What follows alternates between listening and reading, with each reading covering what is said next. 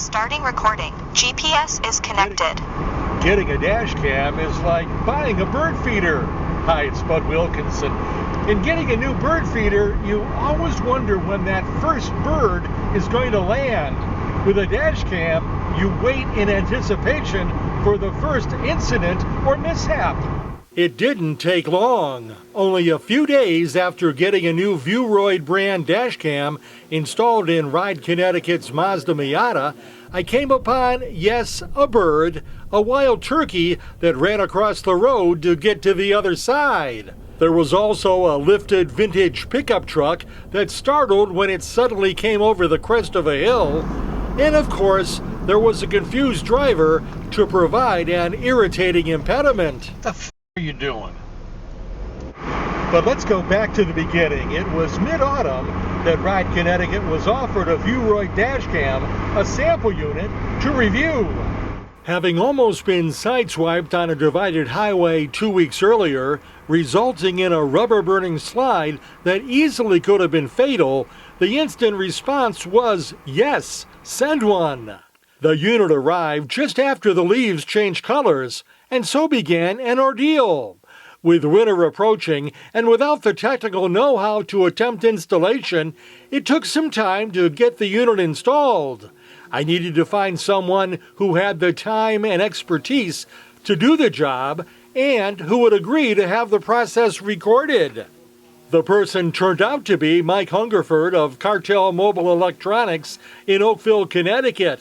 Vueroid set an S1 4K model, which has front and rear-facing cameras.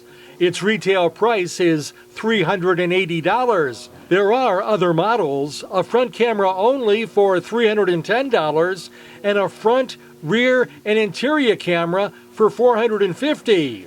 Is an install generally that difficult? The installations can vary from vehicle to vehicle. In some cases, they're not too bad. In many cases, cars are difficult to take apart. And that's pretty much the hardest part of it. Once you get to the fuse box, you know, most of the companies include little fuse taps and help simplify the process, but average everyday person, I'd highly recommend having a professional installation completed. While the Miata has a glass rear window, attaching the rear camera was problematic because it would be crushed if the convertible top were ever put down. Mike solved the problem by turning the rear camera into an interior camera, mounting it on the bottom of the rear view mirror. Starting recording.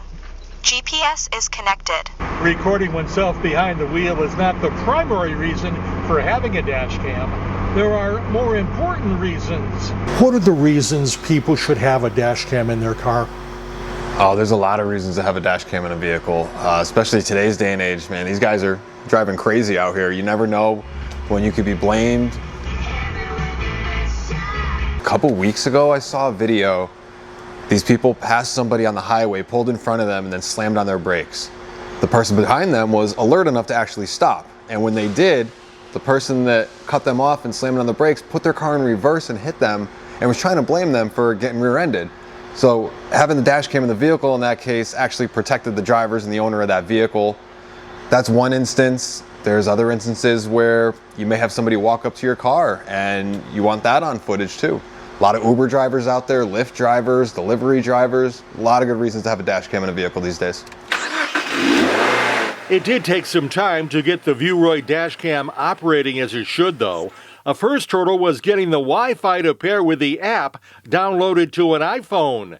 Multiple tries failed, and I left Mike's shop frustrated. It was a case of operator error. I had downloaded the incorrect app from Vueroid.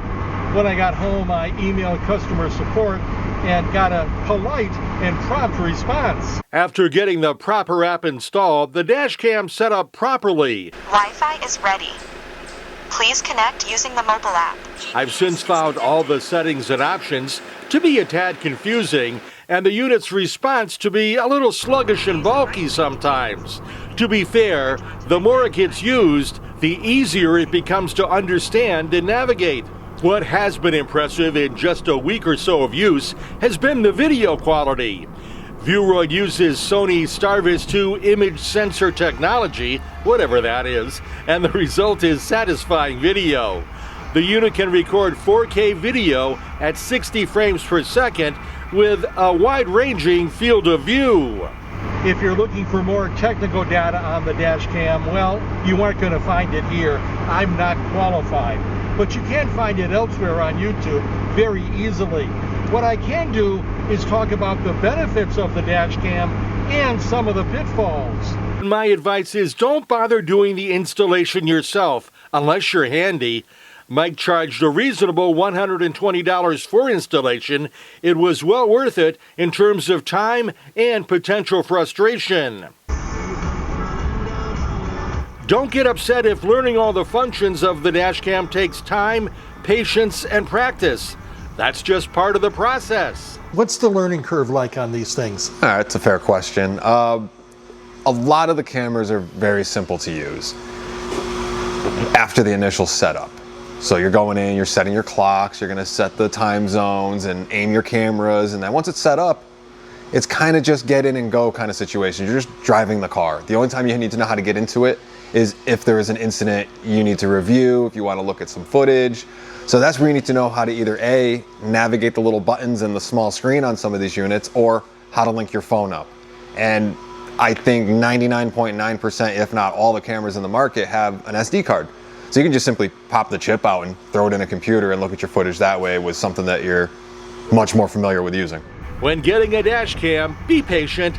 Take time to methodically troubleshoot when questions and issues come up. One other suggestion is never forget, especially if you have an interior camera, that the dash cam is always watching. It's always listening as well, unless the microphone is turned off, whether on purpose or, as in this case, inadvertently. Having a dash cam has already had a reassuring impact. I'm finding I'm driving closer to the speed limit and paying more attention to other drivers in anticipation of snagging a good clip. At this point, there's still much to absorb, accessories and functions that haven't been examined yet. Turn left to merge onto I-95 South. I'm still learning about the dash cam. A second video will be posted when I'm better acquainted with the Vueroid unit and its capabilities. If you have any thoughts on dash cams, their benefits, or their downsides, please comment. I do have one suggestion. That is, make sure your windows are clean, both inside and out. For Ride Connecticut, I'm Bud Wilkinson. Wi-Fi is turning on. Please wait.